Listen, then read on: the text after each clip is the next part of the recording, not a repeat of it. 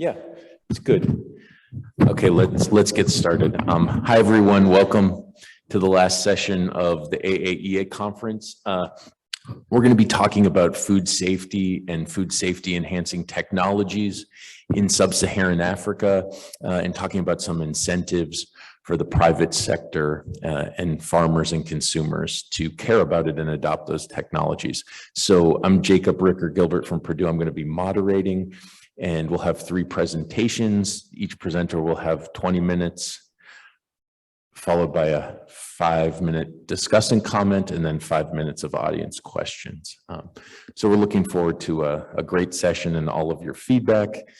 So I'm going to start with Jonathan Boucher, who will be the first presenter, and I'll give you like a 1 minute when you're running out of time. So go ahead. Thank you. Hi, everybody. Thanks for coming on the last session. Gold star for all of us.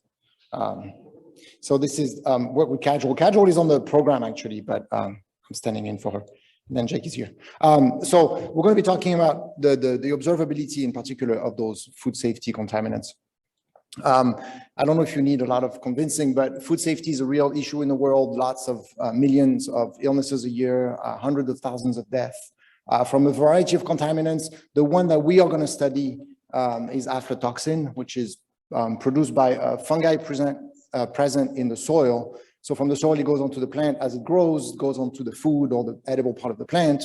And then because it's a fungus, it loves hot and humid environments. Even post-harvest, the fungus will still thrive on the grain if it's not dried and stored in the proper conditions. And so aflatoxin levels will keep increasing in storage. So it's really a problem for a lot of people, 4 billion people chronically exposed, really important health consequences, cancer consequences for children. Unlike some of the bacteria. I'm sorry to jump in. I'm not seeing your slides on the Zoom. I don't know if it's just me. How does that work? We are screen sharing. Okay. How does that work? Let me stop share and then try it again. Sorry about that. Yeah, thanks for letting us know. Screen 2 maybe. Yeah, that's it. How about that? Yep, that works. Thanks. Brilliant. Okay, so aflatoxins are not destroyed by cooking, unlike bacteria and some other contaminants. And how do I move? Here we go. The characteristic of aflatoxin that particularly interests us in this work is that they are largely unobservable.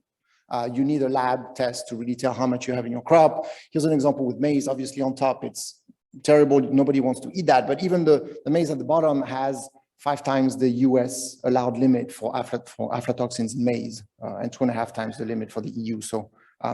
So it is an issue. And that unobservability really affects the way the food markets work and how safe food is provided to people. We know that people don't even know about aflatoxins. I didn't know about it before starting this line of work. And because the markets are largely informal, aflatoxin levels are poorly regulated, if at all. Information asymmetry between producers and consumers. Producers know a lot more about the quality of their crop because they know how it grew. And so we end up with a lemon market where the undersupply of safe food and then the average quality of the food that is provided is very low. So how to solve that problem? We have several technical solutions. I'll talk a little bit about AflaSafe because that's what we're going to use in this study. It's a product that can be put in the field to essentially prevent the spread of the fungus that causes aflatoxins. And so it has potentially the ability to really eliminate aflatoxins, from the very beginning. The trick with AflaSafe is that it's difficult to apply. It has to be applied at the right time with the right moisture conditions. And so while it works really well in the lab, it's not clear that farmers in the real world setting can actually really make it work for them. And then post-harvest, we've different authors, and some of them here have tried trainings, tarps, providing hermetic bags. Tarps seem to be a key input that really helps with drying crops after harvest and then keeping aflatoxin levels low. It doesn't reverse any aflatoxin that's already in the crop, but at least it prevents increases. On the economic side, financial incentives, some workers work on that as well. We're not going to touch on this in this proposal. And then obviously the government could regulate, but in many developing countries, that doesn't happen much, which is where we are. So, sorry. we're going to look at 3 specific questions in this project. The first one, I'll show you results, but I'm not going to talk about it much, is this idea of are producers of groundnut, in this particular case, interested in one input at a time, or do we need to use a bundled approach where we give them aflasafe and TARP to address aflatoxins in the field pre-harvest and post-harvest at the same time? I'm not going to talk too much about it. This is the main question that motivates us today, is since a large part of the problem comes from aflatoxins being unobservable, what if we make them observable? And how does that change producers' willingness to pay and to adopt technologies that will help limit aflatoxins? And so we're going to randomly tell people about their aflatoxin level to get a causal estimate of that provision of information. And then we also look at whether talking to men or women makes a difference on demand for these technologies. There's literature on, we know that providing information works and helps increase demand for aflatoxin-free foods and crops. What we do specifically in this project is to make aflatoxin levels observable for farmers in their own crop, specifically at the time in their own crop, right? It's not just about information of the general safety of products sold or consumed. It's a very targeted, specific information. And the work also relates to the literature on social influence. I don't know about you, but in West Lafayette, our electric utility sends us a paper every month. And then there's a little graph about how my own consumption in my household matches with my neighbors, matches with efficient households in my area, and then matches with the average. And the idea is that knowing that you consume more than your neighbors makes you want to reduce your own consumption, which actually does work. Several studies have shown it for energy savings and environmental behavior. It's not clear exactly. The tipping point referred to at the bottom is about this idea that if my consumption is lower than my neighbors, it might actually sometimes be an incentive to kind of let loose a little bit and keep the lights on, because yeah, I'm already very efficient, so I don't need to worry. So it's not clear also that it works in the food safety context. Okay, so this is how we designed the study. It's a combination of BDM auction, which is incentive compatible, for 1 kilogram of aflasafe and a 15 square meter plastic tarp. And we conduct this auction with our full sample divided 2 ways. When we showed up in the household, we randomly asked to speak to a man or a woman, typically one of the household head spouses or someone who knows about groundnut production. So about half-half. And then for each of them, we split the sample in 3 ways. A third, we didn't tell anything about the aflatoxin levels. A third, we told them this is how much your household, specifically the sample that we took from your household a month ago, this is how much aflatoxin was in it.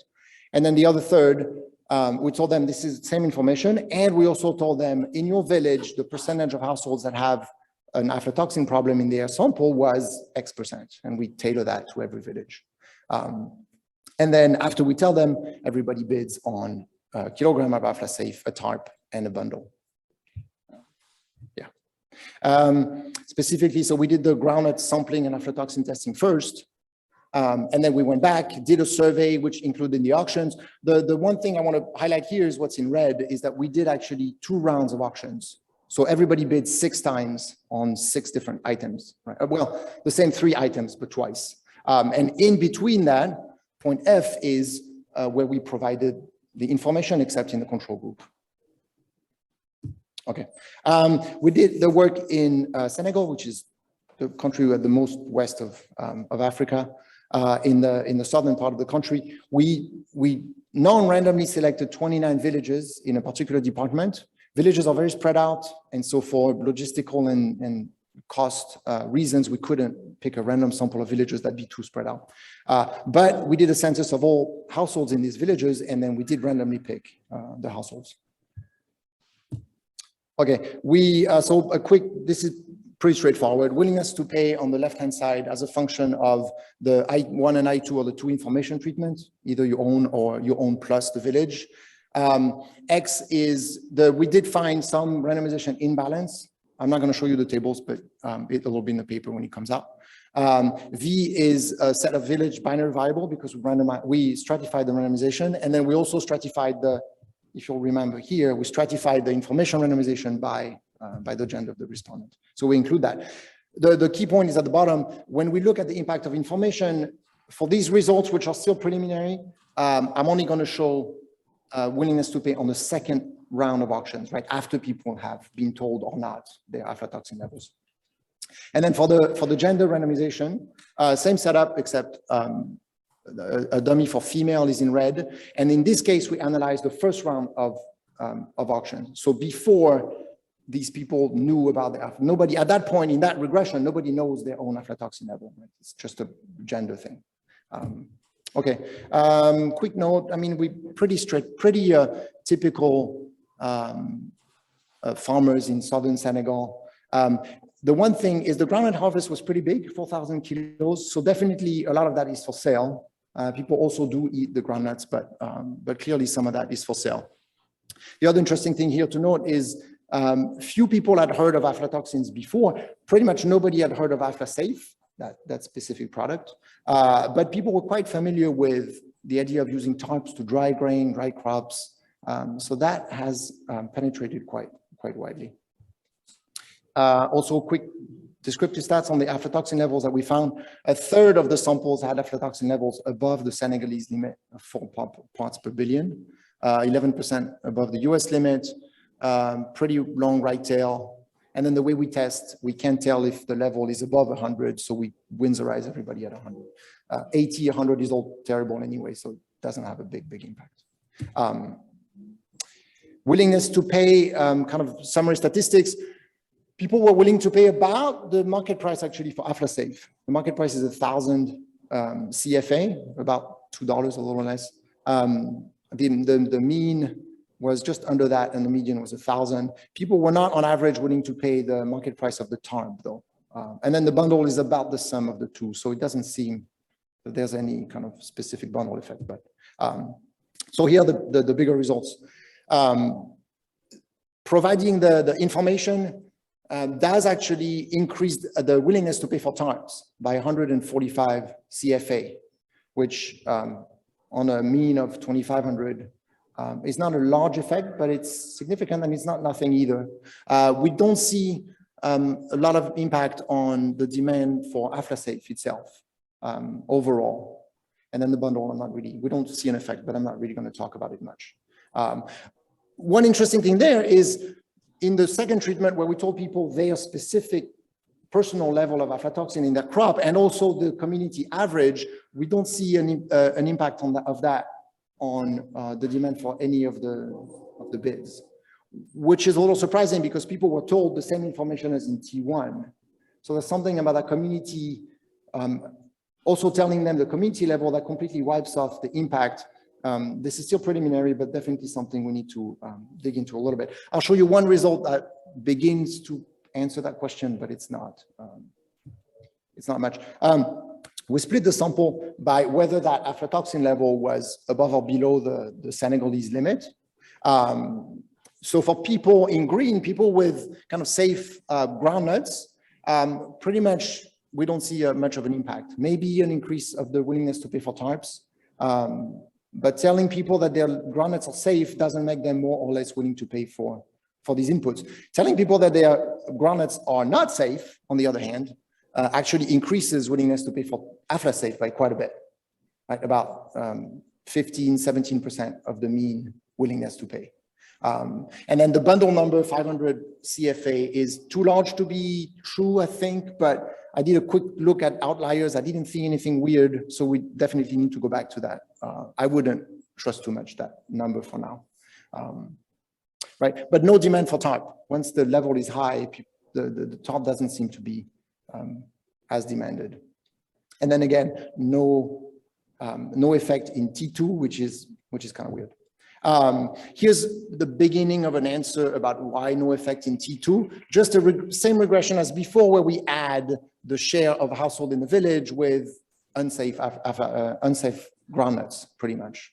And that share seems to drive, seems to overall on average drive willingness to pay, even though 2/3 of the households didn't see that number. So that coefficient is really picking up an effect from 1/3 of the households in T2. Again, we need to dig a little deeper in there, but there seems to be something about telling people, maybe gives them license to not worry about the aflatoxin level. or telling them that a lot of people have that problem makes them worry about it. I don't know if necessarily the flip side of that statement is correct. I tried interacting that variable with T1 and T2, and then the interaction coefficients are not significant. So not sure exactly what's going on. On the gender randomization, so this is the first bid before anybody was told any information. Women are less interested in AflaSafe. 10%, about 10% of the mean willingness to pay for AflaSafe, lower for women than for men, but no impact on TARPs or on the bundle. And in particular, the women that were less interested in buying AflaSafe are the women who later on, well, who didn't know at the time, but who it turns out had lower aflatoxin levels in their household crop, which is a little weird because these numbers, remember, from the first round of auction. At that point, they didn't know whether the household had safe groundnuts or not, which to some degree questions whether aflatoxins are really unobservable or not. Like, how can they not want AflaSafe if their crop is safe, and then have the same willingness to pay for AflaSafe as men if their crop was not safe? So that's another puzzle we need to dig into. And then we interacted the gender dummy with the treatment dummies, and it seems that the impact of providing information, either way we provide it, T1 or T2, doesn't really make a difference by gender. The response to the provision of information is not heterogeneous by gender. So in summary, making aflatoxin levels observable doesn't necessarily blanket increased willingness to pay for these inputs that can help with addressing aflatoxin problems. We see an increase in demand for TARP, maybe because people want a TARP for something else. Like our TARP can be used for many other crops, many other things. It's a durable asset versus AflaSafe is used once and gone. We'll dig more into it. And then households that do have high aflatoxin levels are willing to pay more for AflaSafe, which to some degree is a good news, right? I mean, they see AflaSafe as this remedy against that problem that they've identified. Women valued AflaSafe less, in particular if their crop was safer, even though they didn't know it at the time. So how do they figure that out? Why do we see that effect? It's not clear at all. And then how does that finding eventually relate to other aspects of decision-making in the household? That area is a polygamous area, so lots of households have several wives. Maybe that has something to do with it. We need to dig into it a little bit more. So in terms of going back to the initial question, right? How do we use these results to see about improving the market for safe foods? Aflatoxins testing then apparently could help spur demand for some of these inputs. It's tricky from a logistical perspective. I was talking to Nick Magnan earlier about some aflatoxin testing that could be done in the field, and he actually did it at some point, but then apparently that company doesn't provide the test anymore. It doesn't really exist. There's no quick and easy test that someone could use in the field, or that farmers eventually could even use themselves. We need to calculate the cost effectiveness. It's not clear that it actually works. Maybe it could be provided as a service for money and be sustainable, but that's not clear.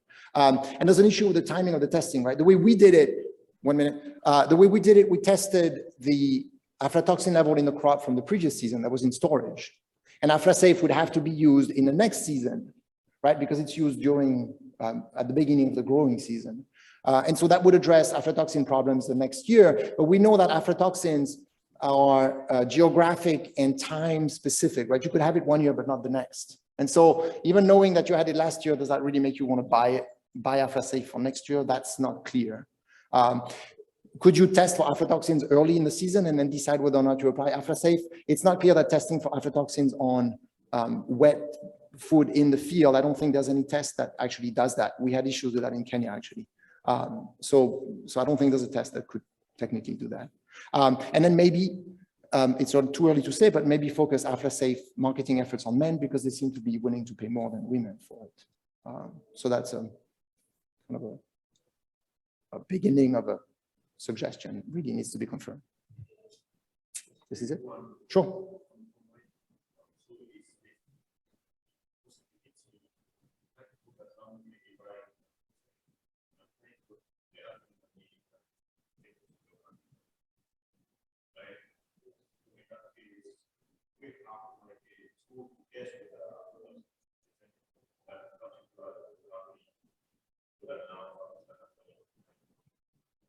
But there's no, the question is whether farmers could test for use AflaSafe and test for aflatoxin in their area and then use that, like buy it, hold it, and use it whenever they have an aflatoxin problem, right? I suppose, yes. I don't know what the shelf life of AflaSafe is. A year and a half. So 2 years. Potentially it could be used from one season to the next. The problem is, again, like if you had it, it's geographic specific, but also time specific. If you had it 1 year, you may not have it the next. Drought, excessive moisture, all of these kind of influence aflatoxin levels. So it's not necessarily sure that that would be the way to go. You don't know if you have a problem until you have it. The AflaSafe has to be applied before. Right. Unless we can figure out an aflatoxin testing that would tell you early on. It's not even clear that aflatoxin level in the field correlates with aflatoxin levels in storage when you finally eat your crop. We're working on that in Kenya, but it should, but.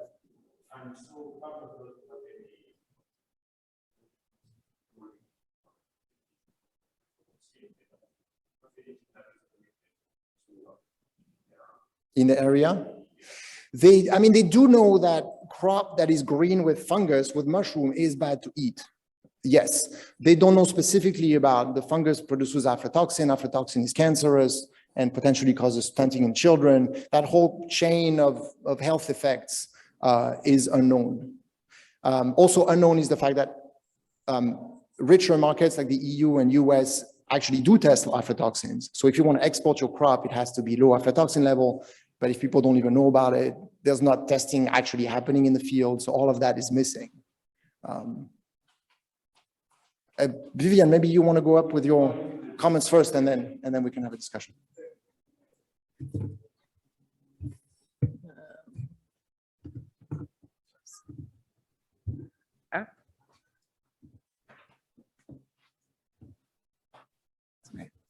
Okay.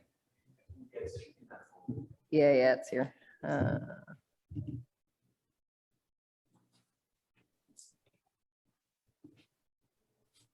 Sorry, I think the screen sharing dropped too. Yeah, I know. I need to restart that. Okay, share.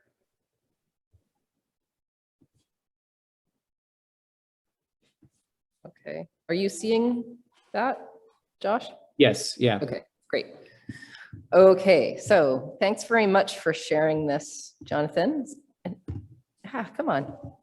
Interesting paper and a really nice idea to solve the observability constraint, because I think that's sort of the core challenge for this type of technology and encouraging people to adopt it.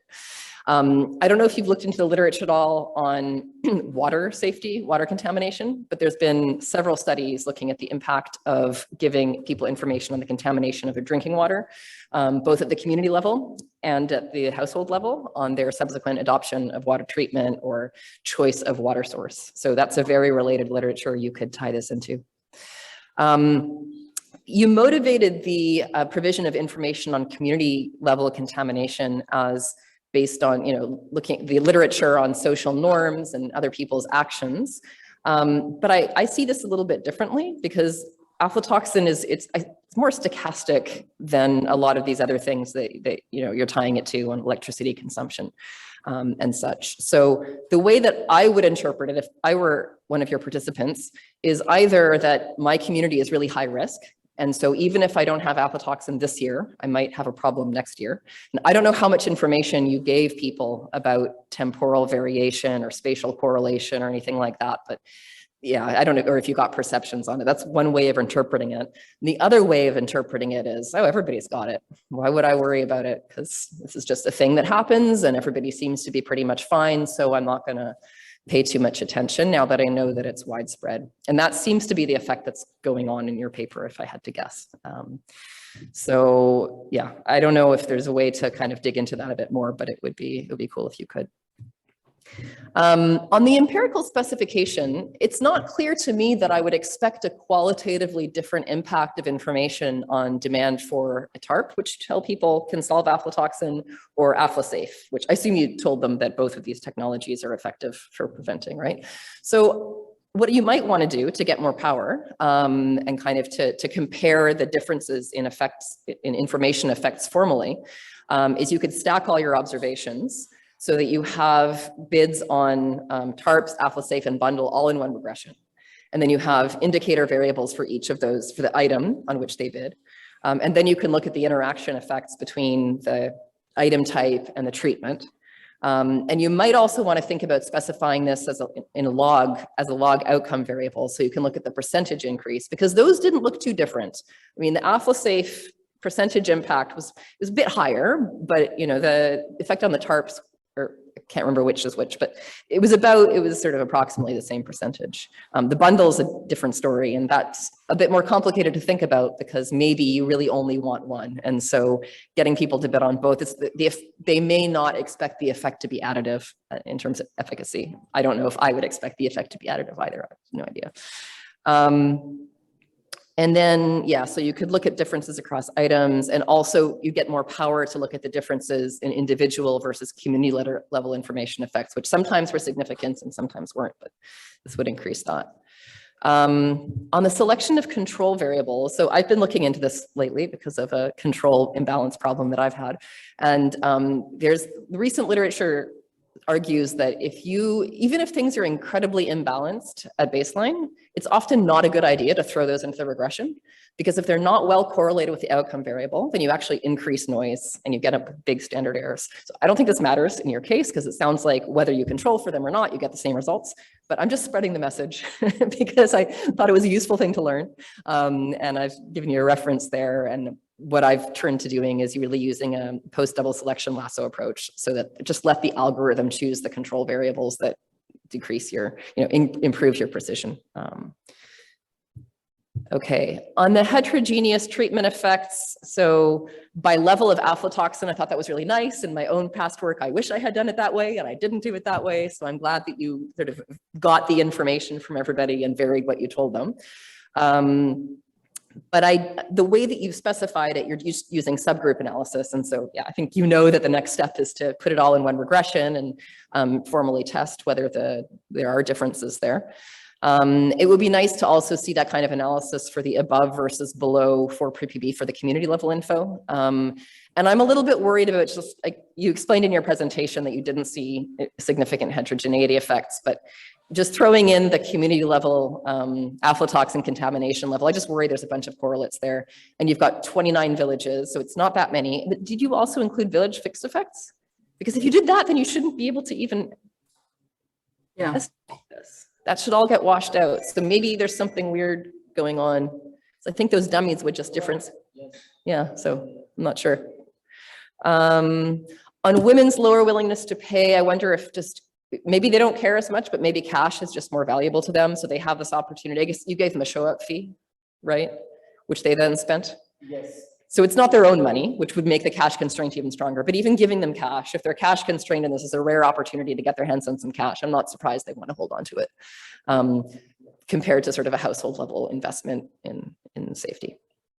And I think that's it. So thanks very much. Interesting paper. One other thing, in the long run, it would be really interesting if you have sort of additional resources to do this work, is look at how can you get people learning about efficacy of these interventions. So you give them AffleSafe and you test every year for a couple of years, and you see how people's demand then evolves over time when they get the feedback on the impact versus they don't get the feedback. Because to me, this is the real problem with trying to get people to adopt AffleSafe. Like, you can maybe convince them to do it once because it's new and they'll try anything, but next year they can't observe any difference. And so I would expect actually a disadoption to happen unless they're getting a premium from a buyer. But this is just for own health, and it's going to be hard to sustain those adoption levels. But this sort of information intervention could work. I don't know how sustainable it is, but it would at least be worth looking at. So thanks. Thank you. While you're loading, why don't we jump to this? Other questions? I'm just going to speak in the things. Yeah. So, we talked about are you loaded? I'll load it. Yeah. We talked about the is it the level of consulting at the individual level and that at the community level? Even so, how do you come up with the community number? If the sessions when it comes to when you do that community number. Yeah, the question is about where do we get the community level information? We took all the samples in December, analyzed everybody, and then programmed that into the tablet computers for the survey. And so in January, when we go back, we know that, I live in this village, so we can pull up the average or the percentage of households in my village that had aflatoxin above 4 parts per billion. So this is all fed into the tablet computer, then it pulls the right information for the right household. Just an information for the community level. Is it that key? Because that will explain the reason why the community level one is no much different from mine. Then I'm going to and everyone. Yes. There was a pretty big variation in mean aflatoxin levels between villages. It went from like 2 ppb to 27, I think. And it comes back to one of Vivian's questions about, we do need to do more work about plugging in the village aflatoxin levels into the estimation of willingness to pay with respect to the household's own aflatoxin level. So yeah, very well taken. You gotta move on. Okay, thank you. If you have other questions, let's do it after the next. I've got a timer for you. Okay, great. Thanks. Okay, so this is joint work with Sarah Karyuki, who was a grad student during this and now is at CIMMYT, Janneke Peters at Wageningen University, and Mark Turnit at Groningen, who is also a grad student during this project. So we all heard what aflatoxin is. I think we're all familiar. Just to say also that in Kenya, where this study is set, it is perceived as a huge problem, and aflatoxin is higher in Kenya than pretty much anywhere in the world. So if it is a problem anywhere, it's a problem there. Been a lot of media attention to it. Government Food Safety Office says that it's their #1 priority for food safety. So people in this sample are far more aware actually than in yours even.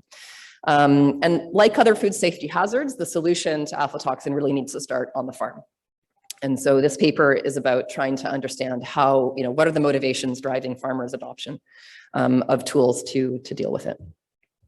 So one technical solution that we've already heard about is AflaSafe. I won't go much into that, aside to say that in Kenya, this is available. The government owns a production facility and is trying to figure out ways to get it out to farmers. But this is an invisible problem, an invisible solution to an invisible problem. And there's a big question about whether we can get people to adopt.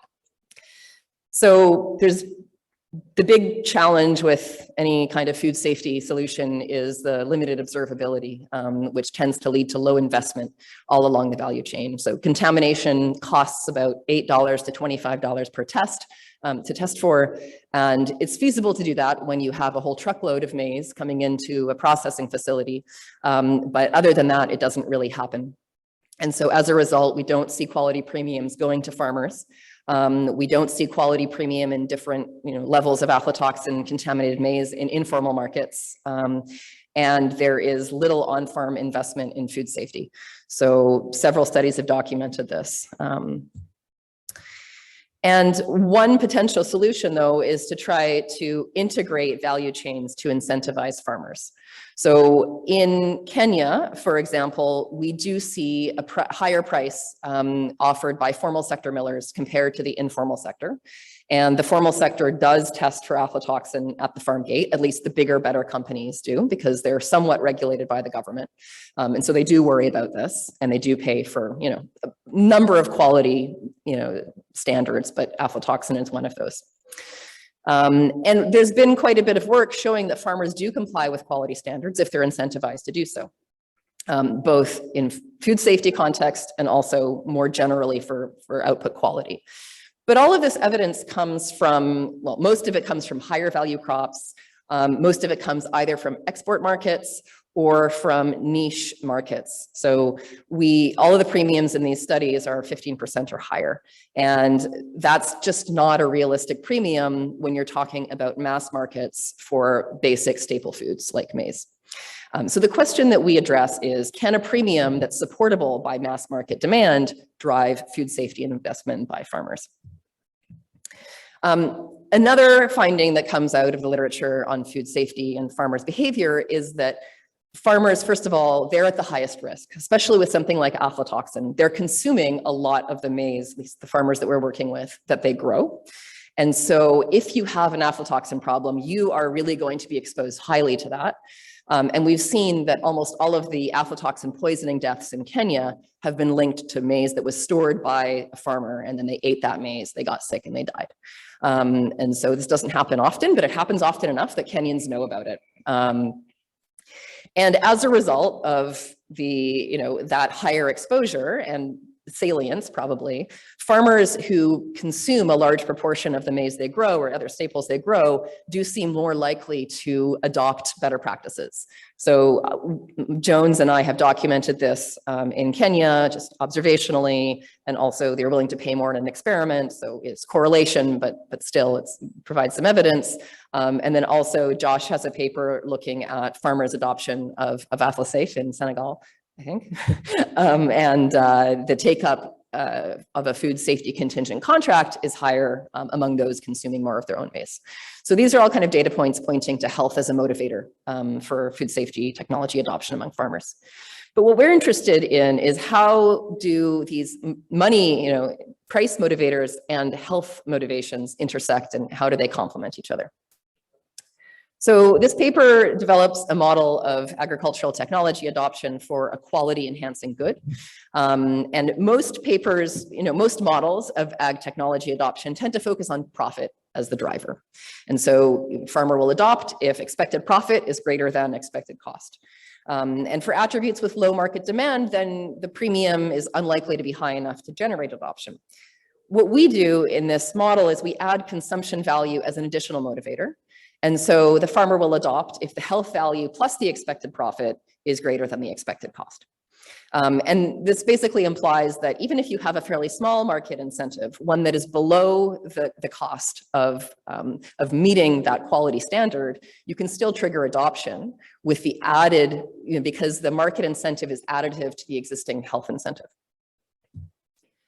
And so the model setup is basically that farmers value both this safety, this quality attribute, in our case, safety of the produce they consume. They obviously also value the cash incentive, price incentive. But due to transaction costs, they will always consume their own maize first, and then they'll sell the excess. Yield is stochastic, and the quality improving technology has to be applied before the harvest is realized. So they need to decide how on their investment in quality. And then after they do that, they find out that they either have a big harvest or a small harvest. But they can't tailor it to exactly as much as they need. So graphically, what you can think of this as the farmer has some marginal, this is all marginal expected utility and marginal cost. So the marginal expected utility is this blue line here. And this marginal expected, so the farmer has a high consumption value for this attribute, safety. And that is actually higher than the cost of adoption. So on the x-axis here, we just have the share of land to which the food safety technology is applied. And the marginal cost is constant because you apply it to one more square meter of land and you pay the same as on the last square meter of land. And so if you're just thinking about buying it for your own consumption, it's worth it. Farmers will always consume what they grow. They'll eat first and then sell. If they've had enough for their own family, then they sell. So this first dotted line is the point at which they're sure to eat all of the maize produced, or whatever it is, produced from this part of their land. From this much land, they know they will never get more than they need from their family from that. Once they hit that point, there's a probability that some of that maize will be sold to the market. And so the marginal expected benefit of treating that land with this food safety input starts to go down. And then finally, it approaches zero, because in this case, we're assuming no market premium. Okay, so eventually, once they get to the point where they know that any more maize they treat will be sold to the market, it's not worth it anymore. And so they will definitely not treat this bit. And what we've, this I star is the optimal share of land to treat with the food safety input, because it's where your marginal cost equals your marginal utility benefit. Now, when you add a market premium, you reduce the extent to which their expected utility reduces, right? Because now you level off not at zero, you level off at the premium. And even if the premium is below the marginal cost of getting to the premium standard, it's still compounding your own utility benefit from a health perspective. And so therefore, the intersection moves to the right, which means you're going to you're going to treat a larger share of your total farm. And now in this version of the model, this is just this shows that farmers need to already be willing to adopt, and then they will expand.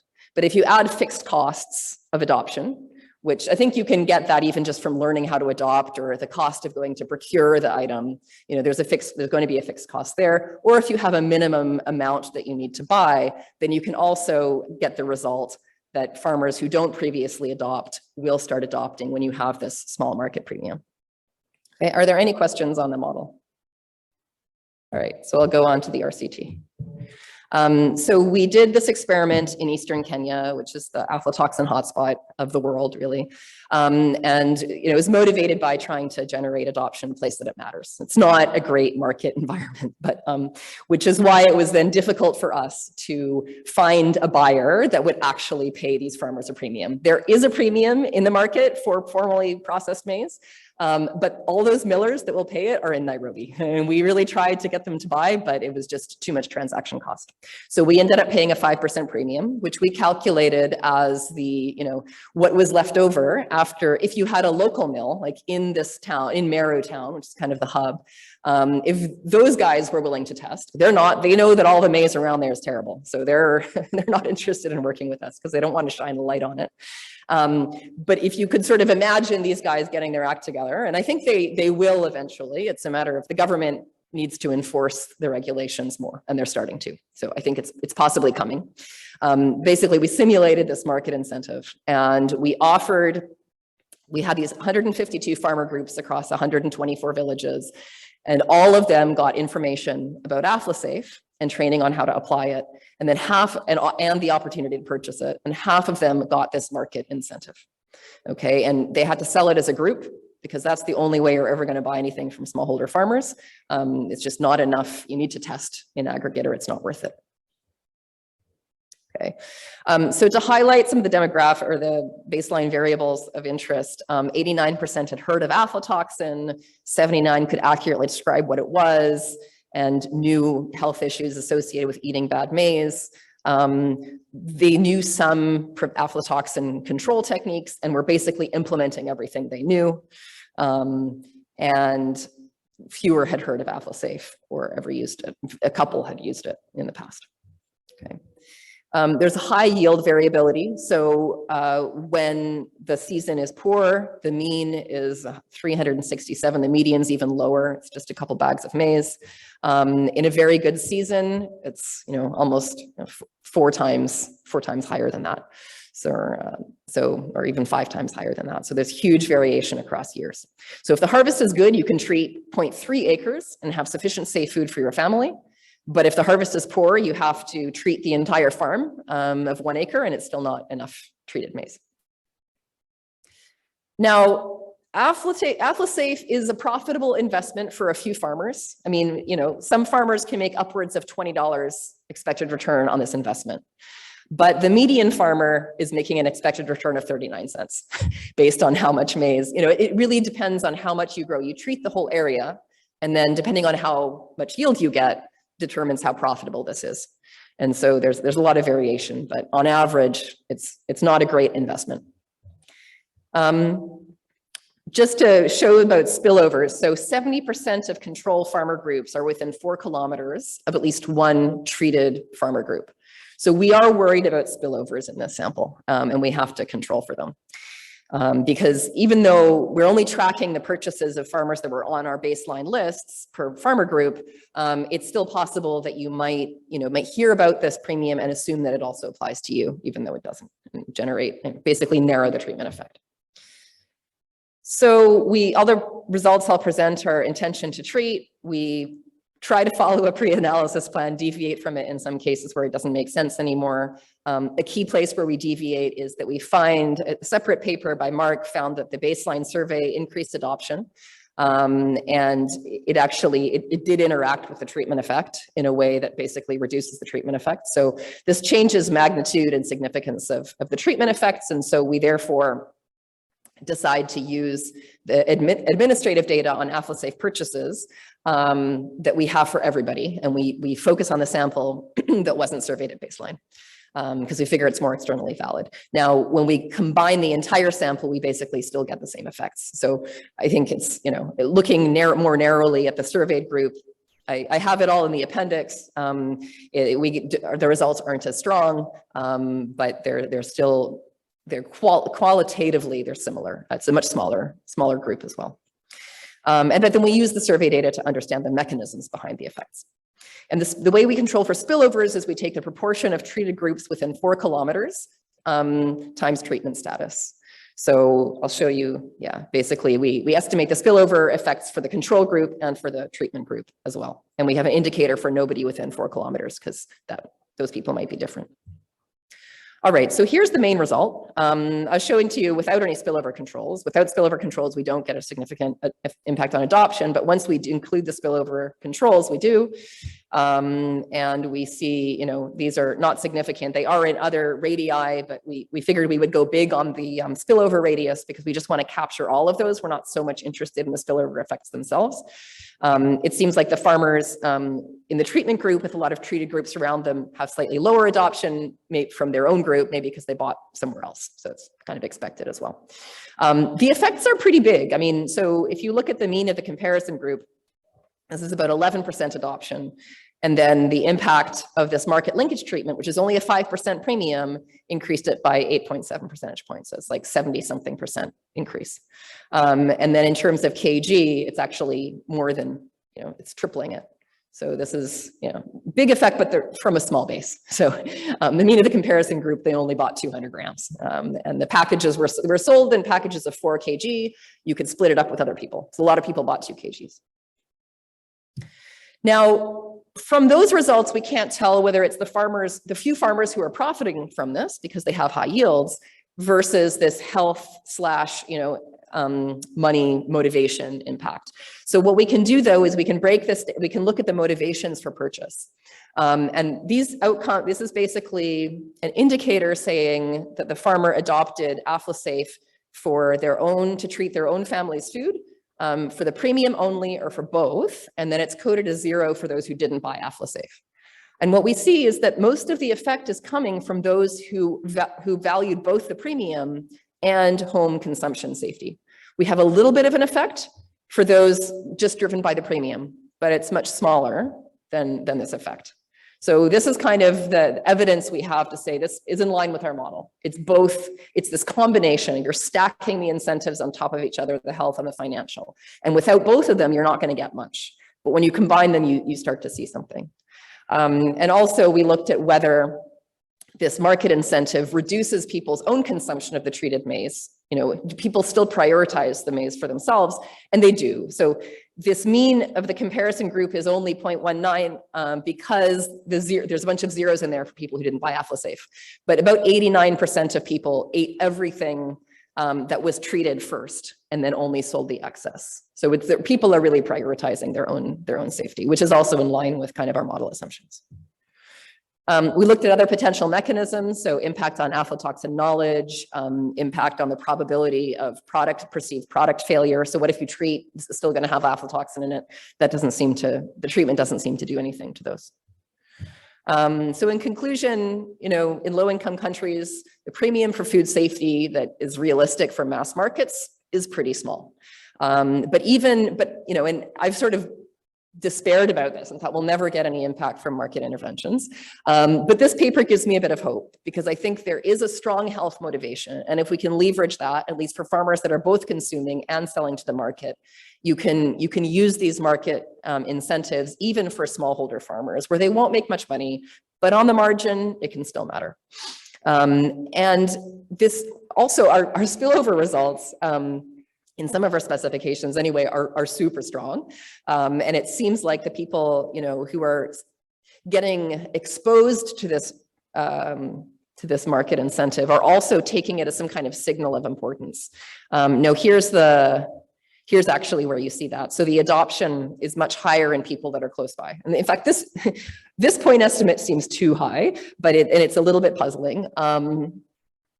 So it could be, so this is, again, this is only the baseline, the group that was surveyed at baseline.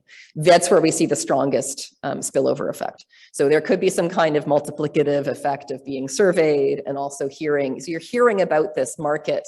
You're hearing about aflatoxin from several different sources. One is you're getting the whole baseline survey. You're also hearing about it from other people because they're getting the premium. And so that's kind of my theory on why we're getting these huge spillover effects in this particular group. But in general, we see spillover effects, which is good news for adoption. And we also think that, you know, the levels of adoption weren't that high, but we only did it in 1 year. And other studies have found sort of increased effects over time. When there's a premium offered, it takes time to establish trust that you'll actually get that premium. So we hope that that would increase the impact. Thanks very much for your questions. And I think I'll turn it over to Josh for a start. He'll give comments. I'll stop sharing and let you share. Okay.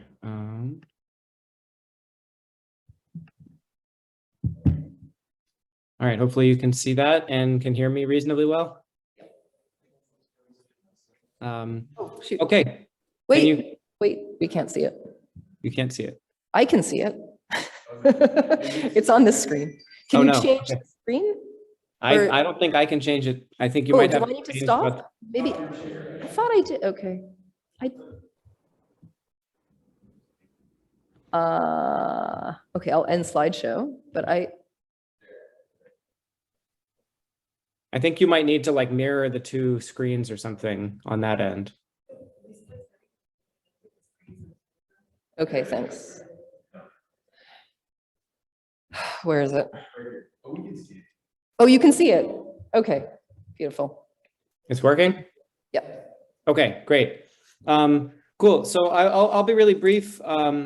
You know, I think this is a really cool paper and something that you know, has been relevant in the context I've been working in as well. So really happy to see this work and to see that, you know, a very realistic premium can have a fairly large effect on decision making here. And you know, I don't have a ton to say in general about the paper. I also saw on Mark's website that it's conditionally accepted, so that's probably a good thing. And congratulations for that. So I'll keep my comments pretty brief and more just kind of, you know, speculate about a few things and you know, maybe some of this is more motivating for follow-up work or some of the other stuff that everyone in this session is thinking about. So, you know, one quick thing, you know, I understand that, you know, there's this separate paper that shows that being surveyed kind of has an effect on adoption. You know, the objective and the empirical strategy in the other paper are different, but I think it would still be interesting to show the interaction in this case with, you know, it's a different specification. So I don't think it, you know, I think it's all right. And I'm also not necessarily sure that it's, you know, a threat to external validity to show that. I understand maybe that you might not want that to be your primary sample of analysis, but it'd be interesting to know kind of how the treatment and this kind of survey dummy interact, which I don't think was shown in the paper. And then a kind of a related question was thinking about kind of selection into attending these training sessions. So I didn't see in the paper how presence at the 2 training sessions relates to baseline survey status, and also kind of at what point farmers were informed about the treatment and whether you can say anything about the effect on attendance, maybe at the second round of training, if farmers are informed at the first round of training and they can decide to adopt at either session, which I think was the case. And then there was also a mention in the paper of an extra sales visit for some farmers that didn't quite have the cash together, but wanted to adopt. And then, you know, thinking about kind of the alternative tests of mechanisms, you know, you show that there's people that are, you know, are kind of jointly motivated by the premium and the food safety aspect. Is there anything that you can do with the data you have to dig into that a little bit more? So, thinking about what group might be particularly motivated by the food safety aspect, if they're informed about the health impacts, especially potential health impacts on children. Do you see that producers with young children or larger families are more likely to adopt or maybe more affected by the treatment? Similarly, people who are relatively more kind of autarkic in home food production and consumption relative to people who might be more market oriented already. And on the other side, I wonder who might be particularly motivated by the market premium. Since that I saw in the summary stats that at baseline about half of the sample sold any maize in the previous season. So there may be some fundamental difference. I like this idea of like thinking about the stochastic element of yields, and this probably varies quite a bit season to season, but there may still be some fundamental difference between people who are typically selling a lot and people who are quite rarely selling. And thinking too about linking this back to the model and thinking about who might kind of ex ante expect to be above this subsistence constraint based on their recent seasons, based on the amount that they're cultivating, the inputs they're using, other inputs they're using, et cetera. And a couple of minor points that don't really need to be discussed now, but just that on the kind of the mean of the comparison group and the way it's presented in the tables. And also, I found it really hard to think through why the main coefficient on market linkages was changing so much when the spillover controls were included. Maybe just giving some intuition about what the distribution of the spillover variable that you're including is, and kind of what that's picking up exactly when you're including this additional control and interaction with the treatment status. So I'll stop sharing there, and happy to talk further about that. I'll respond to a bit of it. So, well, yeah, unfortunately, we don't have data on the groups that got a second visit. We have purchase date, but then we only know if they got 2 visits based on depending on who bought when. And so that we can't do much. Farmers were told about the treatment during the first meeting. So we had a meeting with the farmers immediately after which we did the baseline survey. And so wait, is that right? No, we did the baseline survey first. Sorry, we did the baseline survey while we were waiting for the meeting to start, and then we had the treatment. So we don't know whether that then subsequently affected second round training, but the second round training was more of at the same time as sales. So it was like, here's how you apply it.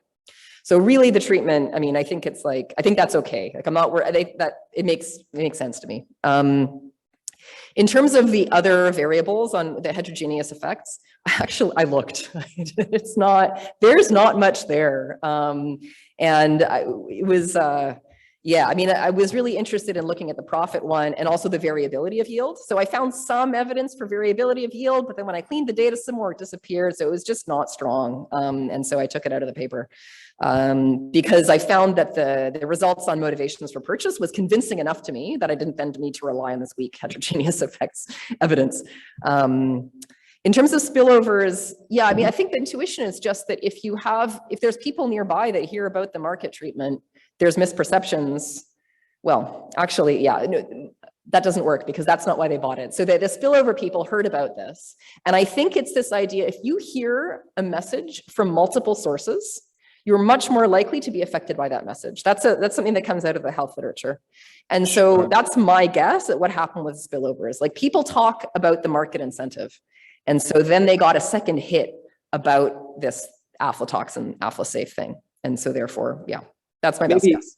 I think that makes a lot of sense to me. I think more specifically what I was wondering about was on the adoption result, that when you include the spillover control, the coefficient on the main market linkage treatment becomes larger and much more, statistically significant. And I was just having a hard time thinking through what that interaction was doing with treatment farmers, when market linkage is interacted with the spillover coefficient, you see a big change in the main coefficient, but not something that, in my mind, maybe I just misread it, but that was the one that I was a little bit unsure how to interpret. Okay, well, I think it's just because when you have spillovers, you're attenuating your treatment effect, and so when you control for those, then your main impact goes up. because you're controlling for those contaminated controls. You're taking them out of your comparison group. So now you've got your pure Yeah. controls that are Yeah. far away, right? Yeah, yeah, okay. So let's give our presenter discussion. Josh, are there any questions? Well, no, just asking a question.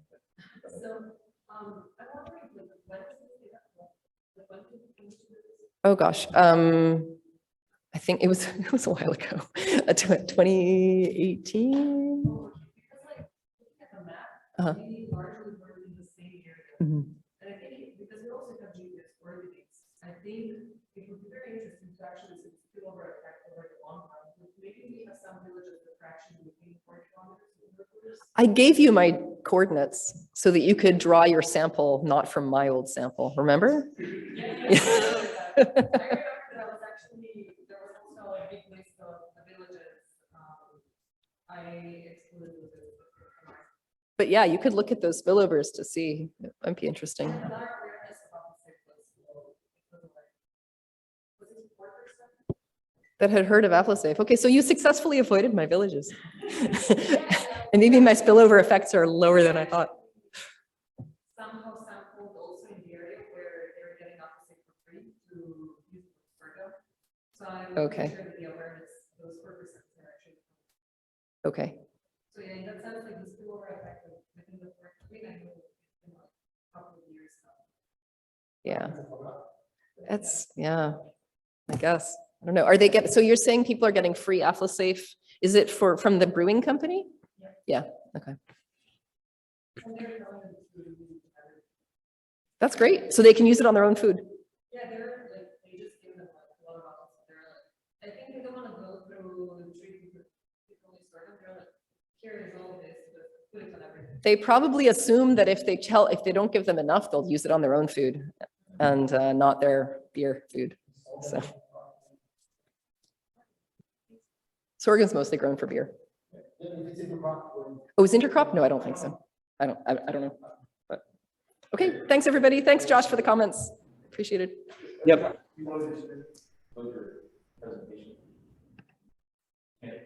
We might need to be screen sharing again. Oh, Okay, can you see it? yes, perfect. Okay, great. And someone might need to stay near the mic because I can't hear comments from the room very well. Nor can I see who's there. So thank you to whoever has stuck around to the tail end here. And looking forward to your comments. This is, as you'll see, we have some interesting and slightly perplexing results here, although maybe not so perplexing given some of what we've seen already today. So, this is a project focused on thinking about coordination, and in particular coordination to reduce the cost of quality testing. So as Vivian was just mentioning, the cost of quality testing is quite high, aflatoxin testing specifically, and doing these tests at the level of an individual producer, particularly producers working at the scale that we observe in Senegal, is just prohibitively costly. So what we wanted to understand in this project is what kind of, if we can take a first step towards encouraging producers to coordinate. Vivian kind of came at it from the other direction, working with groups that were already well formed and potentially already well suited to coordinate. So we know from existing work by many people in the room that producers are willing to invest in aflatoxin abatement when individual incentives are aligned, and also that health and network effects may play a role. But kind of figuring out what the right structure of certification is kind of remains an important step in thinking about whether this sort of high quality, low aflatoxin value chain can exist and can develop. So the question we're going to look at here is, are producers who have invested already in quality upgrading, are they willing to pay for certification in order to access a premium price? And then are producers willing to share those certification costs and then also the risk of certification when given information and encouragement to do so? So the general context of this study is again working with groundnuts in Senegal, although we're working in a different region than where Jonathan presented. We're kind of primarily in the Kaolack region.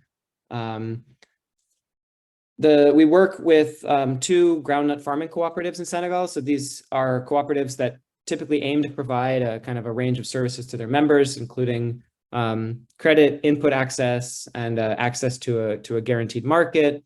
And we think that these cooperatives are a potential channel to facilitate quality upgrading and certification, because if they are able to get farmers to coordinate on sharing the cost of certification, then that could substantially reduce the kind of the cost burden of aflatoxin testing.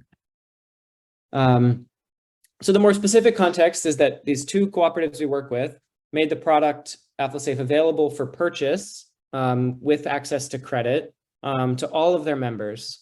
So these were cooperatives that we had worked with previously on an experiment. They were very interested in the product, and they said they wanted to make it available to everyone. As others have mentioned, in controlled settings, aflatoxin works quite well. In real world conditions, the effects at least in the case I studied previously were kind of spatially heterogeneous, but in the highest risk areas, that it did seem to be fairly effective, even when applied later than recommended. So in this context, this specific context of the year we studied, members were not given any particular promise of a price premium being available, and they were not given any information about certification being available or the potential price of that. And so, when we learned kind of that the cooperatives had done this, we spoke with a couple of buyers who were interested in potentially purchasing these treated groundnuts. And we then ran a baseline survey just after harvest, kind of before farmers really started commercializing their groundnuts. And in a just hypothetical elicitation, most farmers said they'd be willing to pay for quality certification in order to get a premium for their production. So because of this, we partnered with these cooperatives to actually launch a paid certification service. And what we should have in mind is that kind of the marginal cost of quality testing in this context would be about $20 US. So that covers the cost of the consumable materials and a small amount of labor costs. And doesn't account necessarily for like the cost of setting up the lab and buying all the testing equipment, which we had done previously for our other project. So just a couple of other kind of interesting tidbits to have in mind here. About half of the respondents saw or spoke to others who used AfloSafe. So there was some awareness that others in their community were using this product. The median respondent in this context cultivated about 2 hectares of groundnuts. So on a smaller scale than the producers in Jonathan's context. And this was a particularly challenging year in this area in terms of yields. The median respondent, when we surveyed them, reportedly harvested only 700 kilos, which is a huge drop off from what we observed 2 years ago in a similar set of villages. And anecdotally, everyone was telling us that this was a really bad year for rainfall, and yields were quite low. So more specifically, we selected a set of 361 producers who were listed in the administrative data from the cooperatives as having purchased AfloSafe. And then we cross-randomized these producers along 2 dimensions in terms of making an offer to use the certification service. So our kind of control condition is that we offered this for the full cost of a test, which is quite expensive. It's about 10,000 SEFA, $20 US. And the other half of for the other half of farmers, we offered a 50% discount on the price of testing. And then we cross-randomized that with what we call a coordination encouragement treatment, which is that we explicitly encouraged farmers to coordinate and share the cost of testing. And we gave them information about another nearby farmer who had purchased AfloSafe. In some cases, that was someone in their village. In all cases, that was someone within their rural commune. So I'm going to talk quickly through kind of 3 outcomes of interest here. So first, we'll look at take-up of certification. Did any farmers come in and pay for this service? We'll also look at kind of interest in certification by phone after we administered the treatments. So, as I said, at baseline, before we had administered any treatments or fixed kind of the exact details of the certification, quite a few farmers indicated that they were interested in it. And then finally, we'll look at quality, and more specifically, we'll look at the aflatoxin levels on samples that we took during the baseline survey. So we can try to understand whether, farmers' quality played any role in their decision to take up certification. Again, linking back to something Jonathan was talking about, whether this is truly unobservable, or whether farmers might have some idea about their probability of success. So the first kind of disappointing result here is that despite initial interest, and even when we made our phone calls to farmers after the treatment, we still saw a substantial amount of interest. In the end, almost no farmers came in to take advantage of the service. So, there's positive treatment effects, but the effects are very small, and precisely 0 farmers in the control group took advantage of the certification. So I'll try to talk now for a couple minutes just to think through what kind of we think might be going on here. I don't think that there is one explanation. I think all of these things kind of play a role. The first kind of important facet is that spot market prices were quite high in this season, and sellers were quite eager and motivated to purchase from farmers. I think that partially relates back to the low yields. So production was low, spot market prices were high, and although we offered a price premium that we were backstopping, it was a lower price premium relative to what we had done previously, and a little bit more in line with the premium that Vivian was offering in their project. We found that 31% of farmers had already sold all of their production before the intervention was rolled out, which happened about 3 weeks after our baseline survey. So, or within the first 3 weeks of the commercialization season starting. So a lot of farmers sold all of their production very quickly. Again, farmers have a lot of cash needs at the start of commercialization season. They've just had no income for many months. And so with low yields, it's not entirely surprising that many farmers decided to just jump and take advantage. And given that anecdotally, market prices were exceeding our premium price in some areas, and so it would not have made any sense for farmers to take advantage of the certification service in those areas because the spot market prices were so high. And then another kind of factor that may play a role is that farmers may have had low confidence either about the quality of their production or low confidence in us, in our intervention. And so we can look a little bit more into that.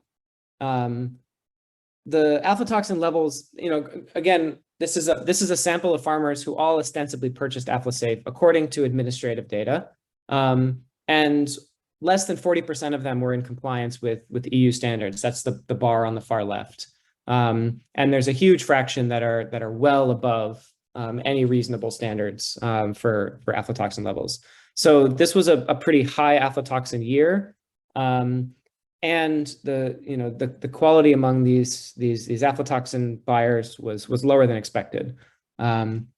So what actually happened here? Why does this seem to be happening? Well, the administrative data on purchasing doesn't actually correspond very well with what farmers tell us they did. So only 55% of the farmers we surveyed in this group that ostensibly purchased it actually reported using it on any plot at all. Part of that may be because cooperatives decided to distribute this as part of their bundle.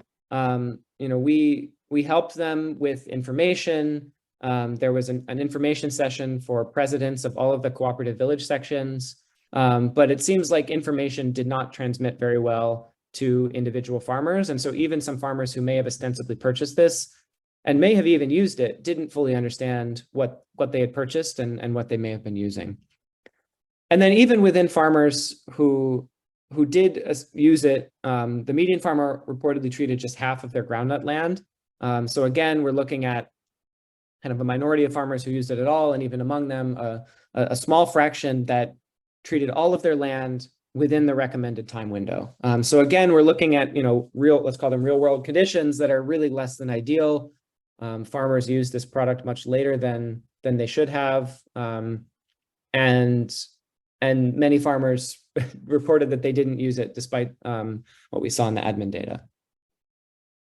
So we do see that self-reported use does predict quality, although, and relative to the mean compliance levels in the excluded group, which is in this case farmers who said they did not use it, it does ostensibly improve quality, although the relationship is kind of weak. We don't really see any fundamental difference between people who treated more of their land or treated more of their land in the recommended window. So it does really seem to be just driven by whether or not people actually used it and actually were able to tell us that they used it. And then there is a very small and not significant increase in certification adoption among people who would have succeeded at the certification.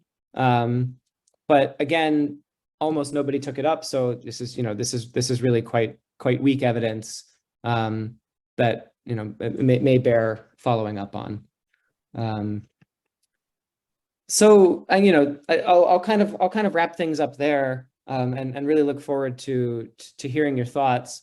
What we see is that there is just remarkably low take-up of the certification service, despite high interest at baseline. This was not a cheap service that we offered in the control group. This was, we were trying to see how much interest there was at a price that would cover the cost of testing. And the answer is basically none. When we reduced the cost by half, there was a small increase, but still really not even close to the level that would sustain this kind of service if this is something that the cooperative wanted to offer, for example. In this particular context, liquidity constraints should not have been an issue, although they are an issue for farmers in general because they're eager to get some revenue after many months of not earning anything. But we did make it possible for farmers to pay in kind. So that should not have kind of exacerbated the issue here. The low yields during the season definitely played a role. Farmers had to sell much of their output very quickly to pay off debts from the season, to pay off their input credit, to pay other fees that may have been overdue. Prices were very high in spot markets. And we found, despite repeated discussions, that the aflatoxin sensitive buyers that we had been talking to develop this particular study were unwilling to kind of match or beat the market prices when the spot market prices were so high. We also really observed kind of communication challenges doing this in a slightly more hands-off way than we had worked previously in this context. So we wanted more information to pass through kind of the normal channels that information passes through at these cooperatives. And we found in practice that resulted in fairly big gaps in information when we went and did a survey with farmers. And so that results in among other things, this kind of disconnect between administrative data on purchases and self-reported use. And it's unclear whether that actually means that farmers received it and didn't use it, or used it and didn't really fully understand what they were using. So that I think that merits some further investigation. And I think the results on aflatoxin levels are somewhat concerning. We did also, for a kind of a companion follow-up on some of our previous work, we did survey another set of people who did not use Aflasafe this year, and we do see that quality among people who used it was better, but not by much, and certainly not to the level that we observe in agronomic studies. So again, I think this calls into question how sensitive this product is to kind of correct use, and how reasonable it is to kind of see widespread adoption that really matches with the kind of controlled conditions shown in agronomic trials to be effective. So I will stop there and look forward to your questions and comments. Thank you. Thank you, Josh. Why don't we go to Jonathan and Shore? So I'll send you my file. Sorry, I'll send you my file with more notes, but here's what I remember. I really like the paper, actually. It a little bit like ours, when it gets really at the unobservability of aflatoxin, solving it with a different angle of just certifying that the grain is safe. At the end of the day, I was really surprised that you find no impact. I would expect, I can take this off. I would expect that you find a lot of impact. It does, the certification actually does solve the problem. You even market it to people who already had purchased AflaSafe, so they have a double incentive to then follow through and get their grain certified. You offer it with a discount, you have a price premium lined up. So I think the paper is all about really what happened there. You have a good list of possible explanations. There's just one, and basically my main comment is I would add one. Let me just kind of double back on one of the ones you identified is the particularities of the Senegalese market for groundnuts, which is there's these formerly public buyers that buy at a regulated government price, the 250 you mentioned, and these are the guys you enrolled to offer a price premium. But there's also a host of unregulated buyers that just show up with, from anecdotal information, but from hearing it from everybody, they don't care about aflatoxin levels. They'll buy whatever peanuts at a higher price. So in that market, why would people ever bother with certification, right? Even if you've already invested on AflaSafe. So to some degree, this is a bit of a prophet of doom comment, but to some degree, it's hard to recover from that. Like, what would you really expect an impact in the first place? So I don't want to.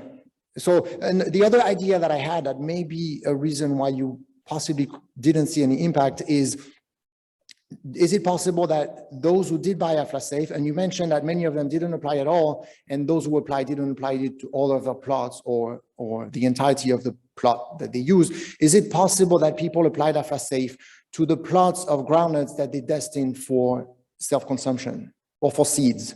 And that falls back on Vivian's point that people eat first and sell later. Groundnut is a different story because they harvest too much to eat it all. That's not the point at all. But, and I don't know if you have any data on that.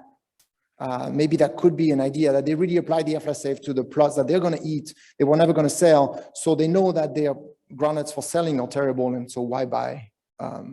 Why pay for certification? Even at a subsidized price, why would you even spend 1 CFA on groundnuts that you know didn't get any AflaSafe?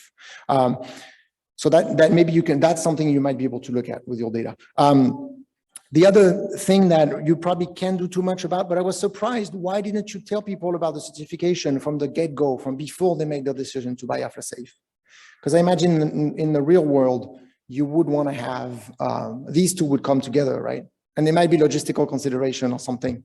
And again, it's kind of too late to do something about it. And then my last thought was, a premium of 25 CFA with a mean harvest of 700 kilos, that's 17,000 CFA. And so even a 5,000 CFA price of certification, that's a third of kind of the average profit. So that's a huge amount. And so maybe that's why you don't see a lot of demand combined with all these other possible reasons. So that might be something you could add to the. And I don't know what the distribution of the harvest is, right? Maybe you have actually a lot of people for whom it might make sense. And I don't know exactly, you could look into that probably with the distribution of the harvest. And then I'll send you my other comments by email later.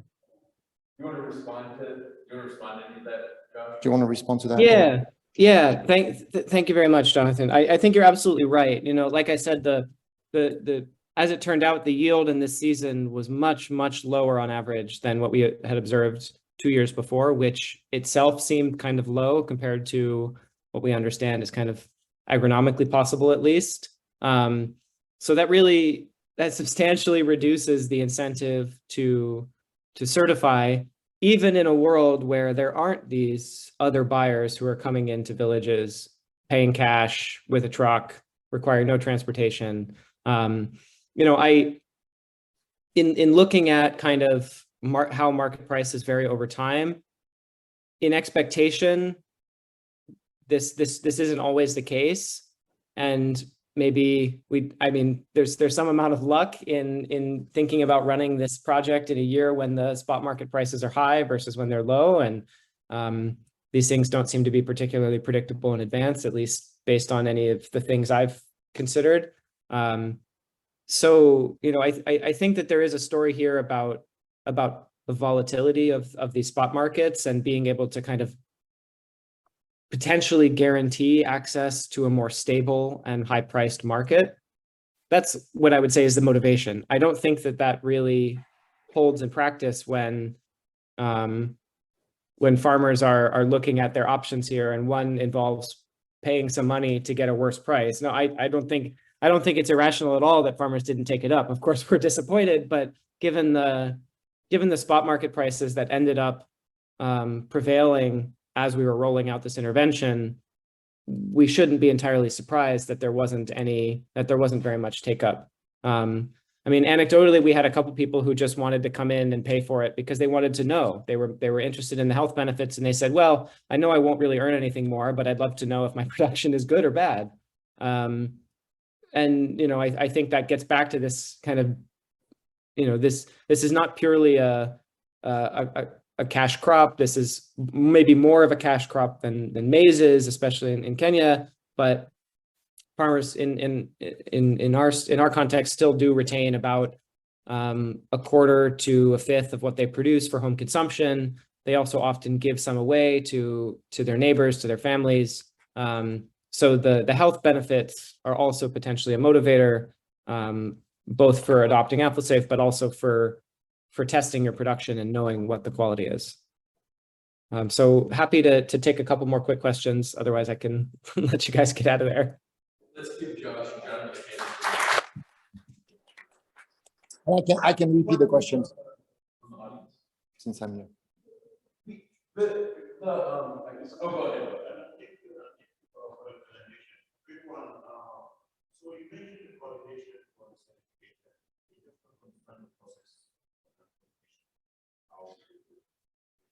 What was the process for certifying the results? For the coordination part, especially.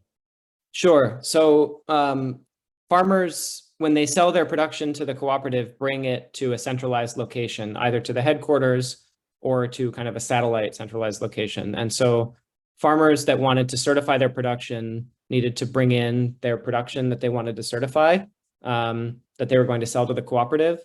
And they had to basically tell us if they wanted to coordinate or not. We would ask them if they wanted to coordinate or not. And, you know, if the other farmer hadn't brought their production in yet, then at least in one case, we did wait so that, you know, they were both there. But the certification was for whatever they brought in that they wanted to sell to the cooperative. Right. Oh. Are there any drying and storage requirements pre-delivery to the co-op? Any drying and storage requirement before delivery to the co-op?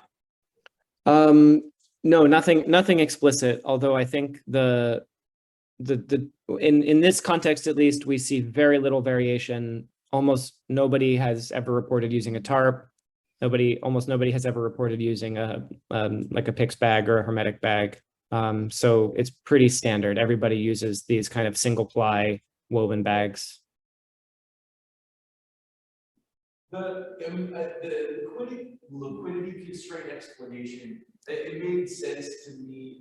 We found something similar in Tanzania where we offered some people loans at harvest and some people the PICS bags, and the liquidity issues alone made a much bigger difference than the PICS bag. So I think it makes sense that like they're more worried about their cash situation than, you know, some quality issues. Did you break that down by looking at like liquidity constraints or assets that make a difference? And maybe, you know, in the future, combining some kind of loan and harvest, even though it's a pain to implement with the certification could be a way, because I mean, certification is kind of a high-end sort of business, you know, practice. So maybe you need to solve some of these other issues first. Yeah, I completely agree. You know, I think that this was somewhat motivated, as Jonathan mentioned. Maybe ideally we would have put this together in coordination with the rollout and sale of the product overall. this kind of came together. This was a result of the context for sure, and wanting to try to understand a little bit more how farmers would decide to adopt certification conditional on this rollout of the product, which had already happened. I think the liquidity constraints are real. I mean, in my other paper, we see that there is a big, in terms of paying for AfloSafe itself, there's a big drop off. That, if you ask people if they're interested, if they'd like to buy it, if they intend to buy it, people say yes, kind of regardless of the treatment status in that other paper. But when it comes time to put up money, the drop off is enormous in the control group when they have to put up cash.